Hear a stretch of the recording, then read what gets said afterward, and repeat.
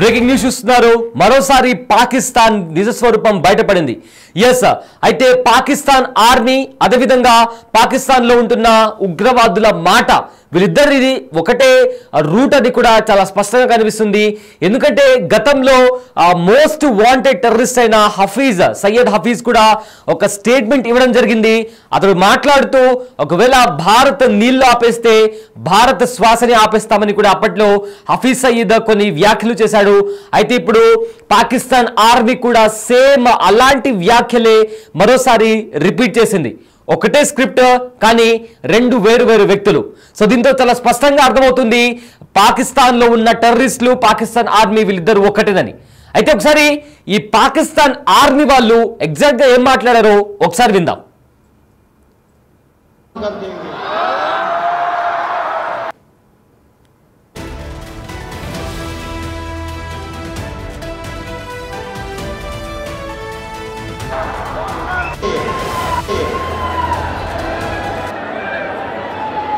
तुम हमारा पानी बंद कर दोगे, हम तुम्हारा सांस बंद कर देंगे।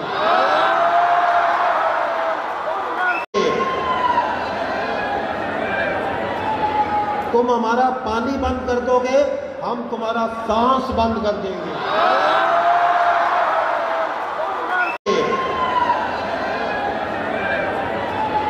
तुम हमारा पानी बंद कर दोगे, हम तुम्हारा सांस बंद कर देंगे।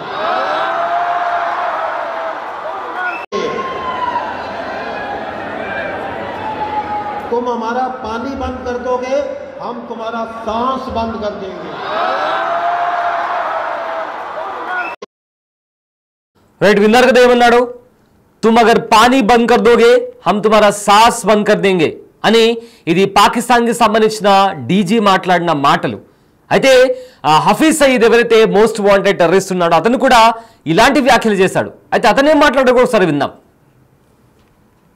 पानी बंद करेगा इंशाअल्लाह हम तेरी सांस बंद करेंगे, इन दरियाओं में फिर खून बहेगा। सुन, अगर तू पानी बंद करेगा इंशाअल्लाह हम तेरी सांस बंद करेंगे, इन दरियाओं में फिर खून बहेगा। सुन, अगर तू पानी बंद करेगा इंशाअल्लाह हम तेरी सांस बंद करेंगे, इन दरियाओं में फिर खून बहेगा। सुन, अगर तू पानी बंद करेगा इंशाअल्लाह हम तेरी सांस बंद करेंगे, इन दरियाओं में फिर खून बहेगा। రైట్, విన్నారు కదా పాకిస్తాన్ ఆర్మీ డీజీ మాట్లాడిన మాటలు. And also Hafiz Saeed most wanted terrorist అయిన హఫీజ్ సయీద్ మాట్లాడిన మాటలు రెండిట్లో కూడా సేమ్ మాటలు. అగర్ తుమ్ పానీ బంద్ కర్ దోగే తో హమ్ తుమారీ సాస్ రోక్ దేంగే అనే స్టేట్మెంట్స్ ని కూడా వాళ్ళు మాట్లాడడం జరిగింది. అయితే దీంతో పాకిస్తాన్ కి సంబంధించిన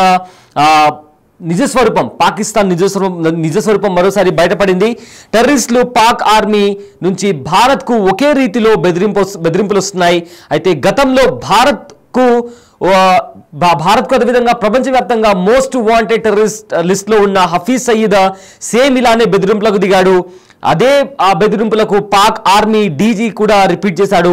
అయితే భారత సింధు జలాలను నిలిపివేయడంపై స్పందించిన top most terrorist Sayyed Hafiz, మీరు నీటిని ఆపేస్తే మేము మీ శ్వాసను ఆపేస్తామంటూ కూడా సయ్యద్ హఫీజ్ కూడా బెదిరింపులకు దిగాడు.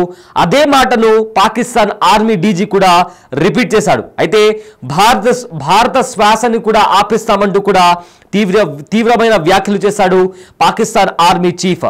దీంతో పాక్ అసలు రూపం బయటపడింది. ఉగ్రవాదులు పాక్ ఆర్మీ రెండు ఒకటే అన్న విమర్శలు కూడా బయటకు వస్తున్నాయి. అయితే రీసెంట్ గా కూడా జరిగిన పహల్గామ్ ఉగ్రదాడి తర్వాత పాకిస్తాన్ పరిస్థితి ఎలా మారిపోయిందో మనందరికీ తెలిసిందే. పాకిస్తానీ ఎయిర్ బేస్ కి సంబంధించి భారత త్రివిక దళాలు ఏ విధంగా మెరుపు దాడులు చేశాయో మనందరికీ తెలిసిందే. అండ్ ఆల్సో పాకిస్తాన్ లోని కీలకమైన ఎయిర్ బేస్ అయిన నూర్ ఖాన్ ఎయిర్ బేస్ తో పాటు కిరానా హిల్స్ ఎయిర్ బేస్ తో పాటు ఏదైతే అణు ఆయుధాల స్థావరాలను కూడా భారత్ ఏ రకంగా ధ్వంసం చేయగలిగిందో భారత్ తలుచుకుంటే అణు ఆయుధాలు ఉండే స్థావరాలను కూడా ధ్వంసం చేయగల శక్తి సామర్థ్యాలు భారత ఆర్మీ దగ్గర ఉన్నాయని కూడా భారత్ చాలా స్పష్టంగా చెప్పింది అండ్ చేసి చూపించింది. అండ్ ఆల్సో సింధు జలాల ఒప్పందాన్ని విషయానికి సంబంధించి కూడా సింధు జలాల ఒప్పందాన్ని కూడా రద్దు చేసుకుంది. ఇవన్నీ పాకిస్తాన్కి కొత్త తలనొప్పులు తెచ్చాయి. పాకిస్తాన్ ఆర్థిక వ్యవస్థ దిగజారిపోయింది, ఇన్ఫ్లేషన్ పెరిగిపోయింది.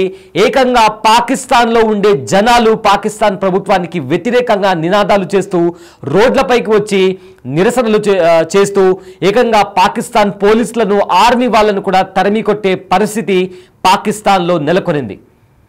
సో ఒకవేళ వాళ్ళ దేశంలో వాళ్ళే నెగ్గుకోలేని పరిస్థితి కనిపిస్తున్న వేళ ప్రజెంట్ ఇప్పుడు వాళ్ళు భారత్కే వార్నింగ్ ఇస్తున్నారు.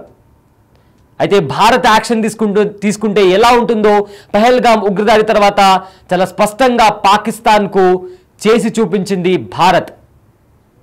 పహల్గామ్ ఉగ్రదాడి తర్వాత పాకిస్తాన్, అదేవిధంగా పాకిస్తాన్ ఆక్రమిత కాశ్మీర్లోని ఉగ్రవాద స్థావరాలను లక్ష్యంగా చేసుకుని భారత్ మెరుపు దాడులు చేసింది. ఆ తర్వాత పాకిస్తాన్ కూడా భారత్లో నివసించే అమాయక ప్రజలపైన, అదేవిధంగా భారత ఆర్మీ క్యాంపులపైన మిజైల్స్తో దాడి చేస్తే భారత్ దాన్ని సమర్థవంతంగా S-400 ఉపయోగించి ఆ మిజైల్స్ ఆకాశంలో ఉన్నప్పుడే వాటిని కూల్చేసింది.